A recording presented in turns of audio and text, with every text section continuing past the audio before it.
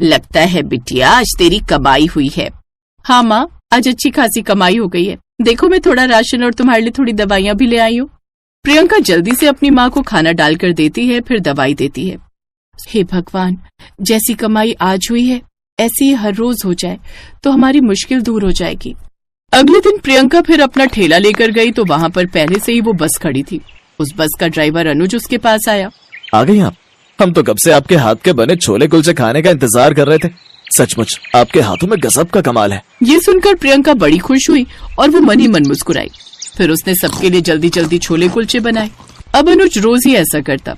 वो जब भी उस तरफ से गुजरता तो अपनी बस उसके ठेले के सामने जरूर रोकता, क्योंकि अनुज कहीं न कहीं अब प्रियंका को चाहने लगा था। वहाँ बस रुकी देख आने जाने वाले और भी गाड़ियाँ और बस वहाँ खाने के लिए रुकने लगे। अब उसके ठेले पर अच्छी खासी भीड़ होने लगी। ये देख गांव के और भी लोग उसके पास आने लगे। सचमुच बड़ा ही लाजवाब स्वाद है आपके हाथों के बनाए हुए छोले कुलचे में, भाई मजा आ गया। इस तरह कमाई कर प्रियंका शाम को सेठ के यहाँ जाती है।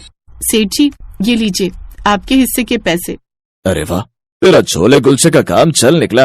वाह वाह, मजा ही आ गया। उस रोज इतने पैसे देख सेठ तो खुश हो गया। अब रोज प्रियंका ऐसा ही करती।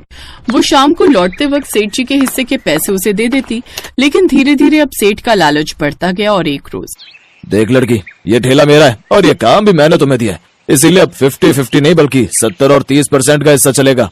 लेकिन सेठ जी, ये कैसे हो सकता है? अगर मैं आपको 70% दे दूंगी तो मेरे पास क्या रह जाएगा? इतने कम पैसों में मेरे घर का खर्चा कैसे चलेगा? घर का राशन, माँ की दवाइयाँ और फिर उनका इलाज भी तो करवाना है। मैंने तेरी माँ का ठेका नहीं लिया समझी।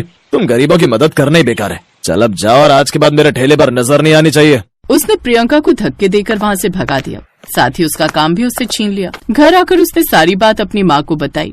तो चिंता मत कर मेरी बेटी, हो सकता है ऊपर वाले ने तेरे लिए कुछ अच्छा ही सोचा हो, इसलिए ऐसा हुआ है।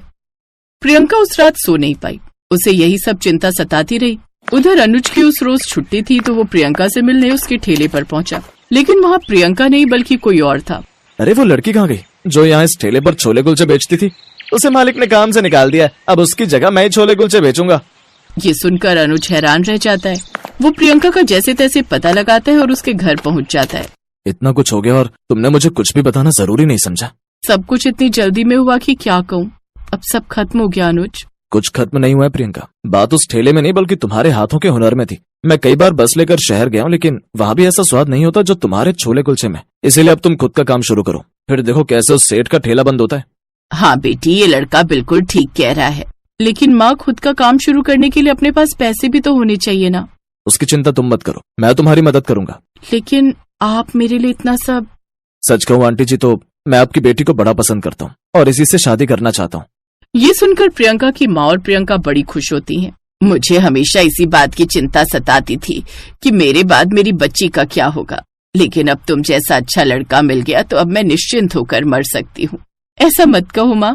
हाँ माँ, ऐसा मत कहो, आप हम दोनों के साथ ही रहेंगे। मैं अनाथ हूँ, इसी बहाने मुझे भी माँ का प्यार मिल जाएगा। ये सुनकर दोनों माँ बेटी की आंखें भर आती हैं।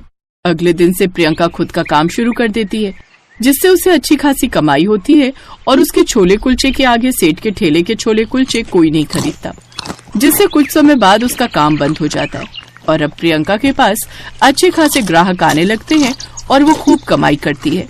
वो और अनुज मिलकर माँ का इलाज करवाते हैं। कुछ समय बाद दोनों शादी कर लेते हैं और एक साथ खुशी खुशी रहते हैं।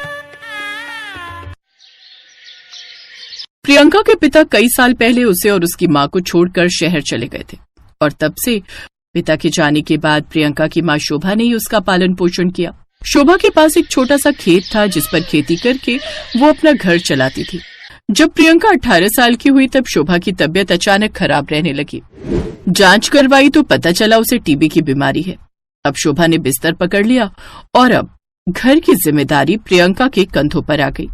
मुझे माफ कर दे मेरी बच्ची, मेरी बीमारी के कारण तुझे दर दर की ठोकरें खानी पड़ रही है।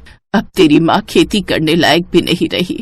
माँ क्यों चिंता करती हो, एक दिन सब ठीक हो जाएगा। कैसे सब कुछ ठीक हो जाएगा मेरी बच्ची, घर में बिल्कुल भी खाने के लिए पैसे नहीं है और न ही मुझ में इतनी हिम्मत है कि मैं बाहर जाकर काम की तलाश कर सकूं। माँ, आप में हिम्मत नहीं है तो क्या हुआ, आपकी बेटी है ना, मैं कोई काम करके घर चलाऊंगी।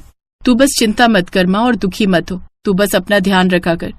तू मेरे साथ रहेगी ना तो मैं सब कुछ कर लूंगी।